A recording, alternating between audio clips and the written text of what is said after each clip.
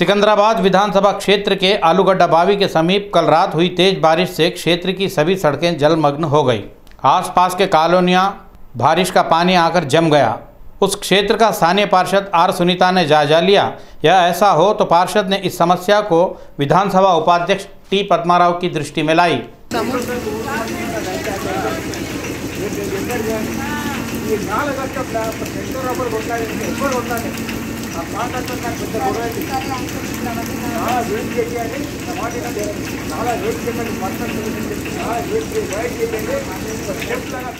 इस समस्या पर तत्काल कार्रवाई करते हुए पद्माराव ने जीएचएमसी अधिकारियों तथा एमईटी दलों की मदद से कॉलोनियों तथा सड़कों पर जमे बारिश के पानी को नालों द्वारा बहवा दिया। इस समस्या का तत्काल हल निकलने के लिए लोगों ने उपाध्यक्ष पद्माराव को धन्यवाद देते हुए उनके प्रति आभार व्यक्त किया है।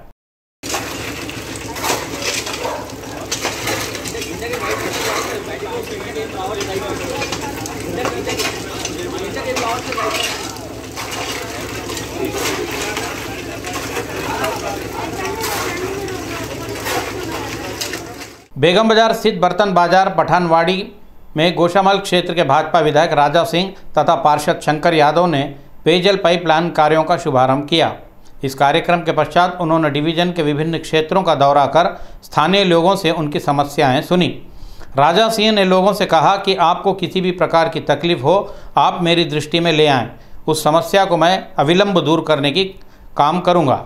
इस कार्यक्रम में भाजपा नेता एम कृष्णा, अविनाश, राजेश करवा, विजय यादव सहित स्थानीय बस्ती निवासी आदि उपस्थित थे। पत्रकार रघु की गिरफ्तारी के विरोध में भाजपा मेडचल जिला अध्यक्ष हरीश रेड्डी के नेतृत्व में कुकटपल्ली वाई जंक्शन अंबेडकर प्रतिमा के पास भाजपा नेताओं ने अपना विरोध प्रदर्शन किया। इस मौके पर हरीश रेड्डी ने कहा कि पत्रकार रघु को तत्काल रिहा नहीं किया गया तो राज्य भर में विरोध प्रदर्शन किए जाएंगे। उन्होंने कहा कि अपनी नौकरी करते हुए रघु ने गुर्रमबोड़ू घटना को कवर किया तो पुलिस ने उसके ही विरुद्ध मामला दर्ज किया, जो उचित नहीं है। पुलिस द्वारा पत्रकार के खिलाफ गलत मामला दर्ज करना यह पुलिस की सही कार्रवाई नहीं है। उन्होंने बताया कि एक विवादास्पद जमीन पर उस पार्टी द्वारा किए गए कार्यक्रम के संबंध में पुलिस को पहले से ही जानकारी थी। ऐसे में उस स्थान पर जाकर रघु द्वारा घटना की रिपोर्टिंग करने पर पुलिस उसी के विरुद्ध मामला दर्ज की है, जो शर्मनाक बात है। भाजपा नेता ने बताया कि जिस समय पुलिस ने रघु को गिरफ्तार किया उस समय पुलिस के नियमों को ताक पर रखकर नियमों के विरुद्ध व्यवहार किया गया है। इस मामले की भाजपा नेताओं ने कड़े शब्दों में भत्सना करते हुए पुलिस कार्रवाई की निंदा की। మేము ఈ రోజు డిమాండ్ చేస్తున్నాం, జర్నలిస్టు సోదరులందరూ ఏకం కండి। మీ వెనుక భారతీయ జనతా పార్టీ నడుస్తుంది। మీకోసం, మీ హక్కుల కోసం, మీ స్వేచ్ఛ కోసం భారతీయ జనతా పార్టీ నడుస్తుందని తెలియజేస్తున్నాం। రఘును వెంటనే విడుదల చేయాలి, బేషరతుగా విడుదల చేయాలి। రఘుపై పెట్టిన అక్రమ కేసులను అన్నిటినీ ఉపసంహరించుకొని రఘును విడుదల చేయాలని భారతీయ జనతా పార్టీ డిమాండ్ చేస్తున్నది।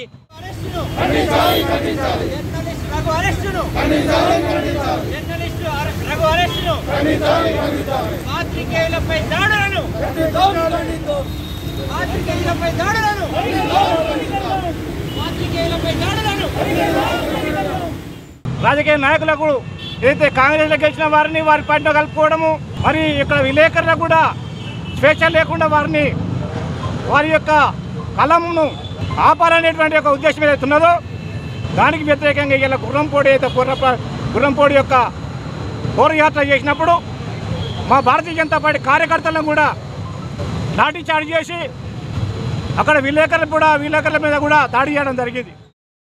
पार्षद बंतु श्रीदेवी अधिकारियों से आग्रह करते हुए कहा कि चरलापल्ली डिवीजन स्थित छोटी ड्रेनेज लाइन को बड़े नाले से जोड़ने तथा सैनिटेशन तथा साफ सफाई कर्मियों की संख्या बढ़ाएं। इस संबंध में उन्होंने जीएचएमसी महापौर की अध्यक्षता में डिवीजन मुख्यालय में एलबी नगर डिवीजन के कपरा उप्पल सर्कलों से संबद्ध पार्षदों तथा अधिकारियों के साथ बैठक आयोजित की। इस बैठक के दौरान बंतु श्रीदेवी ने कहा कि आगामी वर्षाकाल में लोगों को किसी प्रकार की तकलीफ ना हो, इसके लिए उठाए जाने वाले कदमों पर विचार करना आवश्यक है। इसी संदर्भ में उन्होंने डिसिल्टिंग विकास कार्यों की परिस्थितियों की भी समीक्षा की। उन्होंने अधिकारियों से कहा कि साफ सफाई, सार्वजनिक शौचालयों सहित हरितहारम आदि कार्यों पर विशेष रूप से ध्यान दिया जाए। इस बैठक में उप्पल क्षेत्र के विधायक बेती सुभाष रेड्डी, जीएचएमसी की उप महापौर मोते श्रीलता शोभन रेड्डी, पार्षद एलबी नगर के जोनल कमिश्नर कपरा, उप्पल के डिप्टी कमिश्नर समेत अन्य अधिकारी उपस्थित थे। एलबी नगर में राचकोंडा पुलिस कमिश्नरेट पुलिस कर्मियों तथा उनके परिजनों के लिए कोविड टीकाकरण केंद्र तथा ट्रैफिक ट्रेनिंग केंद्र का राचकोंडा पुलिस आयुक्त महेश भागवत ने उद्घाटन किया।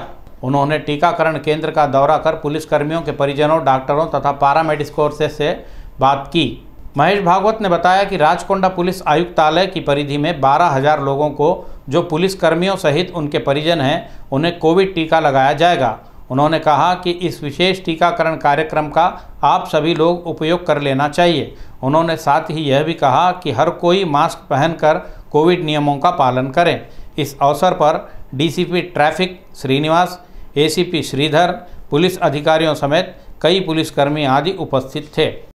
నగర్ జోన్ ఈ రోజు నుంచి మా సిబ్బంది ఎవరెవరు ఉన్నారు వాళ్ళ ఫ్యామిలీ మెంబర్ వ్యాక్సినేషన్ డ్రైవ్ ఈరోజు మొదలుపెట్టారు।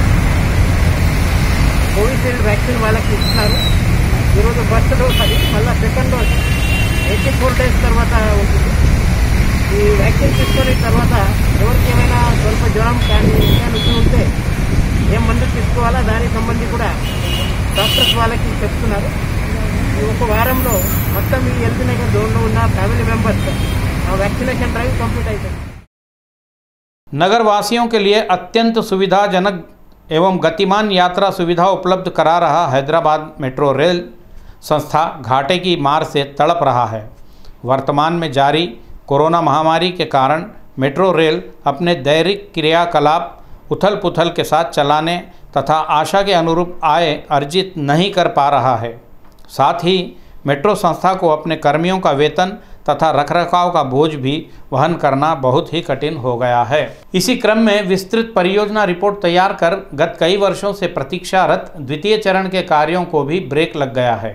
इसके अलावा कोविड कारणों से सरकार द्वारा पूर्व में स्वीकृत की गई निधियां भी जारी करने की अब कोई संभावना नहीं है। इस कारण इस परियोजना में निवेश करने वाले निवेशकों में दिलचस्पी भी नहीं दिखाई दे रही है। यह परियोजना काफ़ी दूर होती नज़र आ रही है। कोविड महामारी आने से पूर्व 3 मार्गों के 66 स्टेशनों द्वारा प्रतिदिन लगभग 4 लाख यात्री मेट्रो से सफ़र करते थे। कोविड की प्रथम लहर के अनलॉक के अंतर्गत गत वर्ष के 7 सितंबर से मेट्रो रेल सेवाएं पुनः आरंभ की गई। इसके बावजूद यात्रियों की संख्या काफ़ी कम हो गई। गत अक्टूबर मास से लॉकडाउन के पूर्व 12 मई तक अधिकतम 2 लाख के भीतर ही यात्री प्रतिदिन अपनी आवाजाही करते रहे। वर्तमान समय में कोरोना की दूसरी लहर के मामलों के लेकर गत 12 मई से लगाए गए लॉकडाउन के कारण मेट्रो रेल का सफ़र करने वाले यात्रियों की संख्या 80% तक घटकर रह गई है।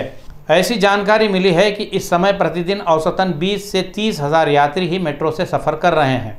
कोविड के पूर्व पंजागुट्टा, इर्रा मंजिल, हाईटेक्स, मूसाराम बाग मेट्रो स्टेशनों को जोड़ते हुए स्थापित किए गए बड़े बड़े माल्स में प्रातः 10 बजे से रात 10 बजे तक सदैव भारी भीड़ भाड़ रहती थी।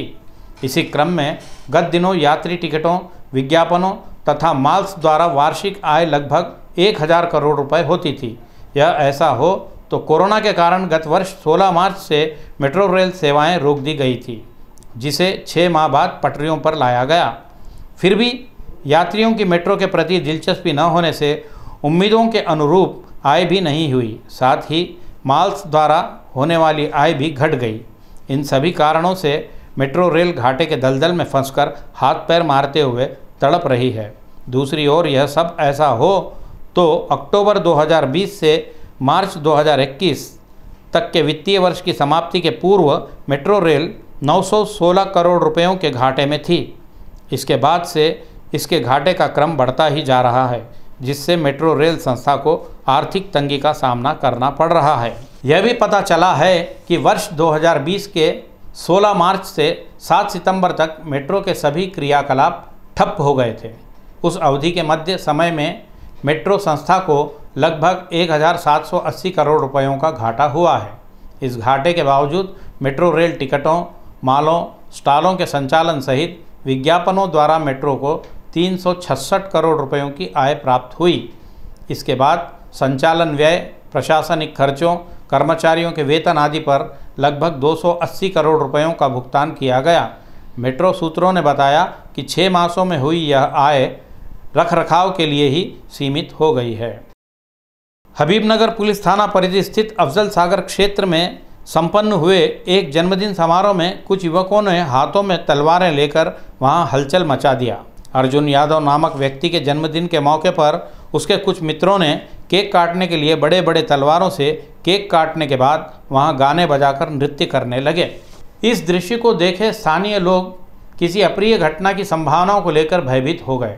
इस जन्मदिन से संबंधित वीडियो, तलवारों के साथ नाच गाने वाले वीडियो सामाजिक माध्यमों पर वायरल हो जाने से हबीबनगर पुलिस ने मामला दर्ज कर उस जन्मदिन कार्यक्रम में कौन कौन उपस्थित थे उनकी तलाश में लग गई है।